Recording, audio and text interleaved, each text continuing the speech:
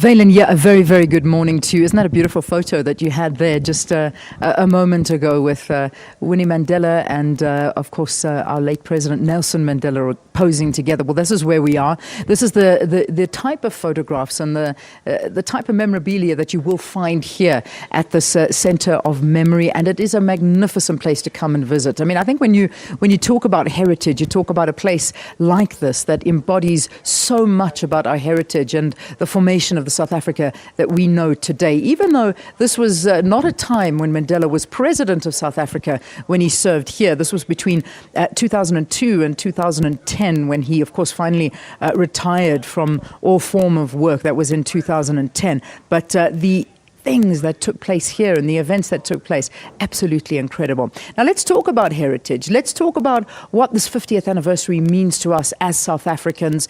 And of course, I think the best people to speak to are those from the National Council of Heritage. But joining me here to talk about it is Thendo Ramagoma, and he is the General Manager from that National Heritage Council. Good to have you on the program. Welcome to Morning Live. It's a pleasure. Thank you for inviting us.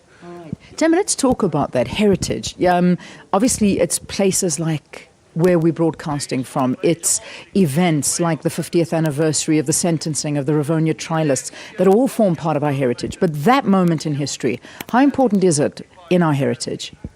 Thank you very much. That is a very important epoch in the history of South Africa in many fronts, be it from the side of the judiciary, in the sense that the apartheid regime at the time missed an opportunity to do away with the death penalty, if you realize, until the constitution was enforced by the new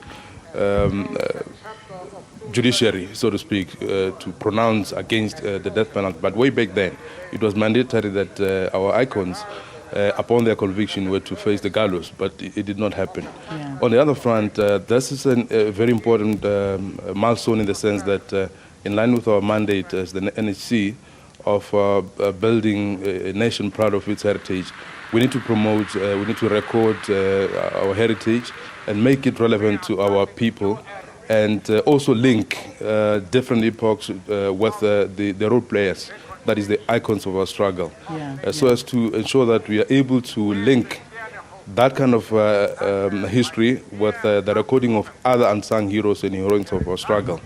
And we have done that over the last few years through the Liberation Heritage Route project, which aims to validate the assertion that our freedom was not free.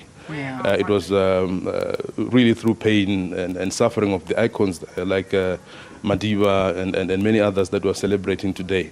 And our mission is to ensure that we are able to produce enough knowledge around liberation heritage in particular, so that we are able to present it to the world to say that this is a unique story of our struggle that can bear testimony to the fact that indeed the world supported us in our endeavors to get humanity to realize that apartheid was really a crime against humanity. Absolutely. So we need to do much more than that. Let's talk about the youth, because what's going to be happening today, and I haven't actually told our viewers as yet, because the reason we're broadcasting from the Nelson Mandela Foundation is that there's going to be a youth dialogue that's going to be taking place here at the Nelson Mandela Center of Memory, and Shaka Sisulu is going to be here. He's going to be talking, as well as Ahmed Katrada, Dennis Goldberg, who is actually here, and I've been talking to him just off camera for a while. Now, the youth, this is an important aspect, because they need to keep the memory of this day alive, the memory of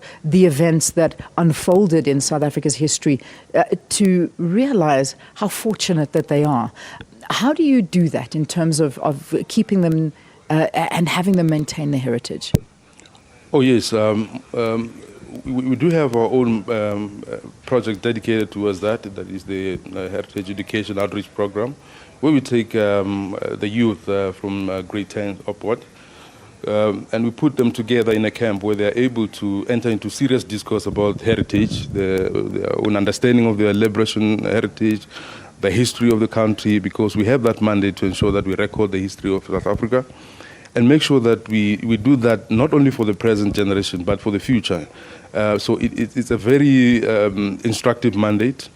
that we are collaborating with the June 16 Foundation as well over the past few years to ensure that we are able to host also summits and seminars where we are able to bring also the former Rivonia trialists in the past to come and share their stories with the youth so that they're able to identify with the pain and suffering that we went through, so that never again shall we go back to that kind of era. They have a responsibility and a duty to maintain the current kind of work that is being done to ensure that for posterity and for the development of the country and the region, we never go back to the oppressive regimes again. Yeah, most definitely.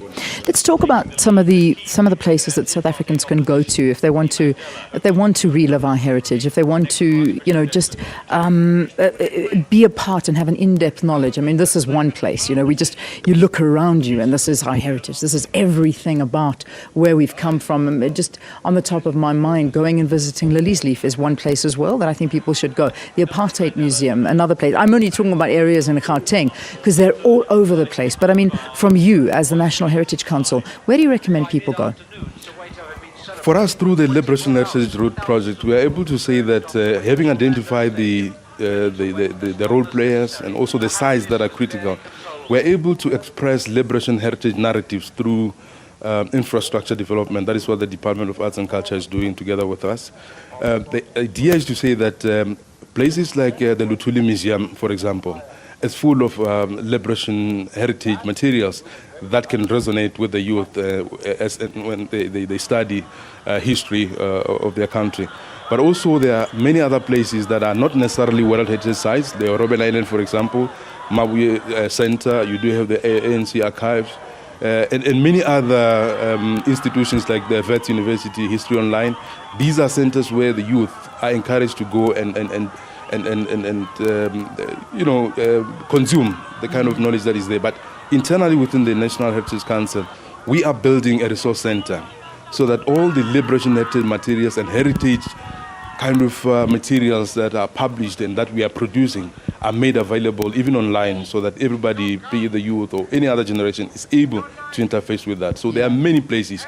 That is why we always embark on liberation walks, even across the borders of South Africa, so that we are able to visit these centers and identify with the narratives that are expressed through the memory sites that are there, and also centers of memories like this one and many others.